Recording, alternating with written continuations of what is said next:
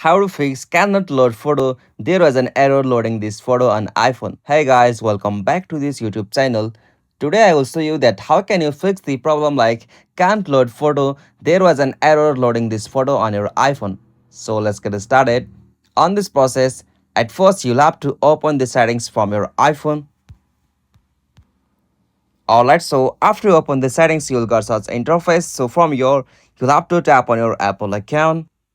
Alright, so from the Apple account interface, you'll have to go the option iCloud. Alright, so from the iCloud section, you'll have to go the option Photos. Alright, so now from this section, you'll have to turn on and turn off this option Sync this phone. So after you turn off this Sync this phone option, you'll have to just wait for a few seconds and again you'll have to turn on this feature. So after you done this, you'll be able to fix that problem. So if you are still facing the problem, you'll have to just back from here and now after then you'll have to open the file manager on your iPhone.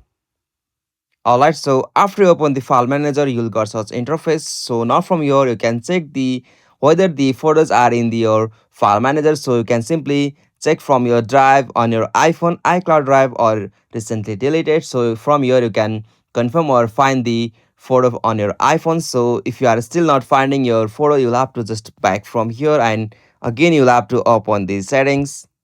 Okay, so from the settings you'll have to just go back and go the option general. So simply you'll have to go the option general. Alright, so from the general section you'll have to scroll down at the bottom and go the options like transfer or reset iPhone.